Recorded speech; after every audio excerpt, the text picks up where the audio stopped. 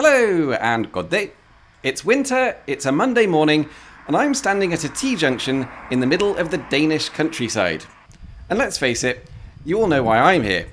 Denmark is the country with the lowest highest point of any country in Europe, aside from the microstates of Monaco and Vatican City. In fact, Denmark's highest point is so small that they've spent years trying to find it.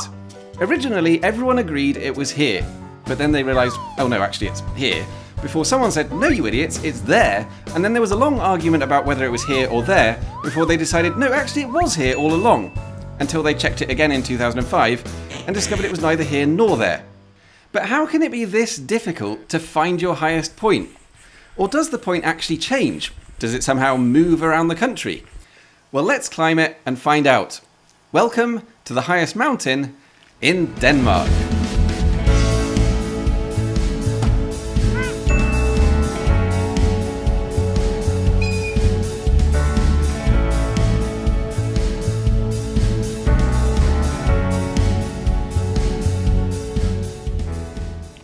So the plan this morning was to get a train from Aarhus to Skanderborg, and then the bus from Skanderborg to a place called Tebstrup, and then walk from there. But the train was late, which meant that I missed the bus and had to get a taxi from Skanderborg. So I could have got the taxi straight to the top of the hill. That felt a little bit like cheating. So I got it to drop me here in a place called Ries, and we're going to climb the mountain from here. In other words, we're going to be attempting a winter ascent of the east face of the mountain. But before we start, I just want to clear up a little bit of pedantry. We are going to be climbing the highest point in Denmark, but it's not the highest point that Denmark possesses. Officially, the Kingdom of Denmark also includes the Faroe Islands and Greenland, both of which have much higher peaks than what we're climbing today. So we're climbing the highest point in metropolitan Denmark. The Denmark that most people mean when they say Denmark. There's not a lot going on in Ries. And as we leave the village behind, the road starts to climb sharply upwards, and we're now hitting the lower slopes of the mountain itself. Now, there has been some criticism on these videos from a few people who claim that I keep saying things are mountains when they're not really mountains. So, this is the mountain. Okay, I admit, having now seen the mountain, I'm beginning to understand why they had trouble finding it. So, how is this the highest point in the whole country? Surely the Danes have got something bigger. Well, they sort of do. This is the much more impressive looking Himmelbjerget, and for hundreds of years, it was considered to be Denmark's highest mountain. In fact, the name translates into English as the Sky Mountain or the Mountain of Heaven. Guess I'm not the only one who calls everything a mountain. And the climb from the lake at the bottom up to the tower at the top is over 120 metres. For a Swiss person, that's a walk to the shops, but in Denmark, that's unrivaled. No other hill on the Danish mainland can compete with that kind of climb or the views that you get from the top. But in the 1800s, during one of the biggest shake-ups the world of mountain measuring has ever seen, Himmelbjerget lost its title.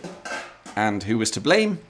That's right, the British, and specifically an engineer called John Augustus Lloyd. I propose that from now on we should measure all elevation not in terms of height from top to bottom, but in terms of height above the level of the sea. To be clear, Lloyd was not talking about Denmark there, he was more interested in the level of the River Thames, but his idea of measuring elevation from sea level spread around the world, and it didn't take long to reach here. Between 1847 and 1875, Danish surveyors went out and made new measurements around the country. They discovered that the 147-metre summit of Himmelbjerget was only the fourth highest point in the country, and first place went to the 172-metre Ejer, which I hope I'm pronouncing somewhere near correctly, because it turns out Ejer is just up this road. And this is what it looks like. It's got a great big tower, built in 1924 to commemorate the end of World War I, an information kiosk, toilets, ample parking space, and a stone engraved with the words, "You have now reached the highest point in Denmark." The only problem is, you haven't. And that's because of a monumental cock-up. During the construction of the tower, the builders had first excavated and removed a Bronze Age burial mound that previously lay on the summit. Not only was this somewhat distressing for local archaeologists, it also meant they'd shaved nearly 2 metres off the top of the hill. And that was a problem, because just 3 kilometres northwest of here is another hill called Uding Skohøj, which is also a Bronze Age burial site, and because it still had a burial mound on top of its summit, it was now 1 metre taller than Ejerbaunerhøj. From what I can tell, no one actually noticed this for a few years, but when they did, it started a massive argument about which one was really Denmark's highest mountain. One side argued that Uding Skohøj was the highest, because fundamentally it was, and the other side argued that no, Ejerbaunerhøj is still the highest because the burial mound is man-made and only the natural part of the hill should count.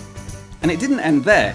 At one point, the astronomer Carl Luplau Janssen waded in to say, "I've done my own research and I can tell you Uding Skohøj is higher even without the burial mound." To which the Ejerbaunerhøj fan club replied, "Well, why don't you move the tower there?" In all honesty, I'm not sure if Carl was being serious or just trolling everyone, but what I can tell you is that the tower is still here. I wonder if this is open. Ooh. So the tower may not have moved, but the argument raged on for years, and it was only when the National Geodetic Institute stepped in 1953 that it was finally settled.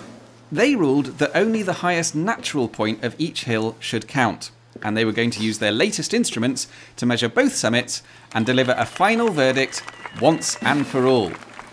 And when the results came in, Ejerbaunerhøj reclaimed the title by just 6 centimetres.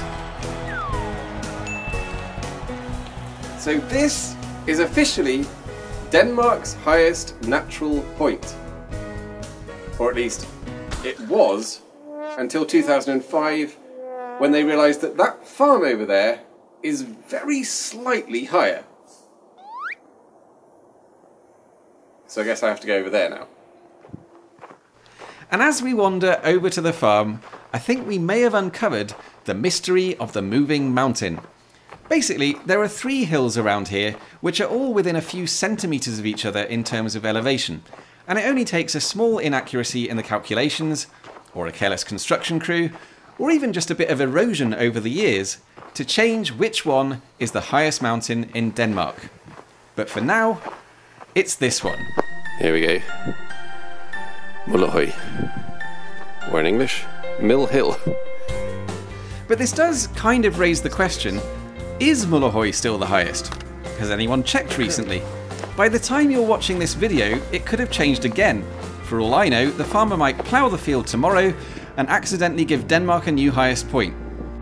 But until then, this is it. I want to do this properly.